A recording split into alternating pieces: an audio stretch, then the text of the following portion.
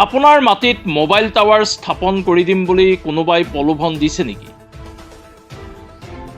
যদি কোনো ব্যক্তিয়ে আপোনাক এনে প্ৰলোভন দিছে তেনেহ'লে সাৱধান হওক, নহ'লে সৰ্বস্বান্ত হ'ব পাৰে আপুনি। কিয়নো এনে প্ৰবঞ্চকৰ জালত ভৰি দি ইতিমধ্যে নিজৰ সাঁচতীয়া ধন হেৰুৱাইছে জাগিৰোডৰ কেইবাগৰাকীও লোকে। এইজন মহাপ্ৰবঞ্চক মকবুল হুছেইন। ঘৰ মহানগৰীৰ লাচিত নগৰত। ইণ্ডাছ টাৱাৰ লিমিটেড নামৰ এটা সংস্থালৈ মোবাইল টাৱাৰ সংস্থাপন আৰু চাকৰি দিয়াৰ নামত জাগিৰোডৰ কেইবাগৰাকীৰ ব্যক্তিৰ পৰা প্ৰায় 15 লাখ টকাৰ সংগ্ৰহ কৰে ধৃত মকবুল হুছেইনে। আৰু তাৰ পিছতেই বিভিন্ন ভয় ভাবুকি দি অন্তৰ্ধান হৈ পৰে দালাল মকবুল।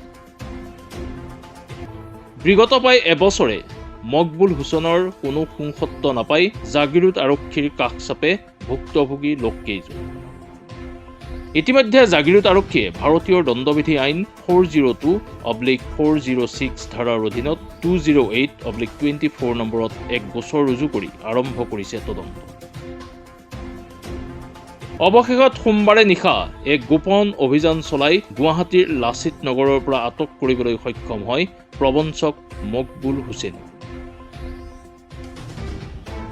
প্ৰবঞ্চনাৰ ধনেৰে বিলাসী জীৱন কটোৱা মকবুলৰ পৰা আৰক্ষীয়ে জব্দ কৰে বিভিন্ন বেংকৰ 15খন ATM কাৰ্ড, আইফোন সহ 3টা মোবাইল ফোন, এখন ৰয়েল এনফিল্ড মটৰ চাইকেল আৰু বহু সন্দেহজনক নথিপত্ৰ।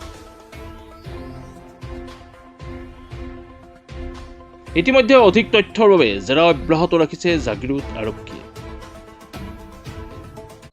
প্ৰথমত আমাৰ গাঁৱত এখন আমাৰ তালৈৰ ঘৰত এখন টাৱাৰ দিয়ে তেখেতে দি আমাৰ তালৈক বা ভাইটিক লগত লৈ তেখেতে আৰু 12টা টাৱাৰৰ পইচা উঠাইছে। 1 লাখ, 1.5 লাখ, 2 লাখ পৰ্যন্ত পইচা উঠাইছে। উঠাই মানে টাৱাৰ এটাও দিয়া নাই। পইচাখিনিও ঘূৰাই তাক বহুত ৰিকুৱেষ্ট কৰিছোঁ, পইচাখিনিও ঘূৰাই দিয়া নাই আজিলৈকে। কিন্তু তেখেতে কিছুমান মানুহে এনেকৈ পইচা দিছে, কাণৰ ফুলি বন্ধক দি পইচা দিছে, হাতৰ চুৰিবিলাক বন্ধক দি পইচা দিছে, বেংকত ৰাখি পইচা দিছে, মাটি বন্ধক দি পইচা দিছে, কোনোবাই খেতি বাতি বহুত কষ্ট কৰি পইচা দিছে, বহুত হাতে ভৰিও ধৰিছে, তেখেতৰ ঘৰতো গৈছে। কিমান ৰিকুৱেষ্ট কৰিছোঁ তেখেতক, আজিলৈকে পইচাবিলাক ঘূৰাই দিয়া নাই। তেখেতে ঘূৰাই দিয়া নাই। আৰু আমি ফোন মাৰিলে কয় মই 2-3টা মাৰ্ডাৰ কৰি অহা মানুহ, 3-4বাৰ জেল খাটি অহা মানুহ, মোৰ লগত লাগি নাথাকিব, মই পইচা যিখিনি লৈছে ঘূৰাই নিদিওঁ, তেনেকৈ কৈ আছে। যিয়ে নহওক আজি জাগিৰোড থানাৰ OC ছাৰে যিয়ে নহওক যেনেকৈ নহওক উদ্ধাৰ কৰিছে, তাক ধৰি লৈ আহিছে। আমি জাগিৰোড থানাক ধন্যবাদ জ্ঞাপন কৰিছোঁ। গুৱাহাটী তাকে গুৱাহাটী ঘৰ গুৱাহাটী এটা সি ইয়াতে ডাঙৰ গাড়ী লৈ তাত ডাঙৰ মাছ খুৱাব লাগে, লোকেল মুৰ্গী দিব লাগে, তেনেকৈ বহুত কিবা কিবি কৰি বহুত লুটিছে। টাৱাৰ দিম বুলি কৈছে। টাৱাৰ কিন্তু আজিলৈকে এখন টাৱাৰ দিছে। প্ৰথমত ইণ্ডাছ টাৱাৰৰ পৰা অফিচৰ পৰা এখন টাৱাৰ দি চবখিনি মানুহ কৈছে অমুকৰ ঘৰত টাৱাৰ হৈছে, এইটো লোভত তোমালোকে দিব পাৰা, এনেকৈ দি পইচাটো উঠাইছে তেখেতৰ নাম মকবুল হুছেইন। লগত তাৰ 16টামান ATM কাৰ্ড পাইছে, 3টা মোবাইল পাইছে, আৰু গাড়ী এখন বাইক এখন আনিছে। আৰু তেখেতৰ প্ৰপাৰ্টি কিবা গাড়ী চাড়ী বহুত নতুন গাড়ী লৈছে বোলে, তেনেকুৱা কৰিছে।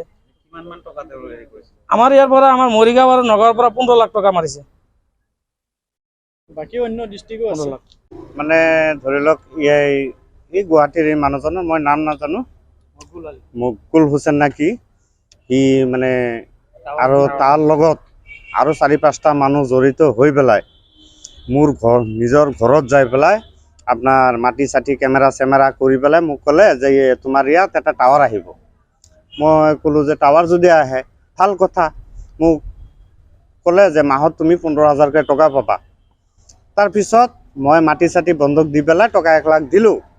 দিয়াৰ পিছত মোক কৈছে 45 দিনৰ ভিতৰত মোৰ টাৱাৰ কমপ্লিট হ'ব। 45 দিনৰ জাগাত 3 মাহ গ'ল, 3 মাহৰ জাগাত 6 মাহ গ'ল, 9 মাহ গ'ল। যোৱাবাৰ জানুৱাৰীৰ 12 তাৰিখে মই পইচা দিছোঁ। আজিলৈকে মই টাৱাৰৰ খুঁটিও পোৱা নাই। এতিয়া ফোন কৰিলেও ফোন ৰিচিভ নকৰে। চবকেইটা মানুহে একে চিষ্টেম।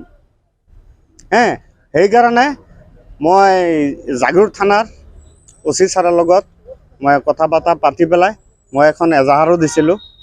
দিয়াৰ পিছত OC ছাৰে মোক এইটোৱে কৈছে যে তুমি সেই মানুহটো উঠাই আনিব দিয়া। উঠাই অনাৰ পিছত তোমাৰ পইচাখিনি যেনেকৈ হওক আমি চেষ্টা কৰিম এইখিনিয়ে মোৰ কথা মোৰ পইচাখিনি যোৱাকালি পুলিচে বোলে মানুহটো ধৰি আনিলে মই গম পাই এতিয়া থানাত আহিলোঁ আহি পেলাই পাইছোঁ ঠিক আছে মানুহটো ধৰি আনিলে এনেকৈ মোৰ নিচিনা মানুহক আৰু মাধুমাৰ মাৰিছে সিহঁতে ধৰি লওক মই 12-14 জন মই সেইকেইটা মানুহ মই ইমান চিনিও নাপাওঁ গোটেইকেইটা মানুহ মই চিনি নাপাওঁ কিন্তু কিছুমান মানুহ মই চিনি পাওঁ কিন্তু টকা লোৱাটো যে সত্য কথা জাগিৰোডৰ পৰা দীপক কলিতাৰ ৰিপৰ্ট মাই নিউজ এনি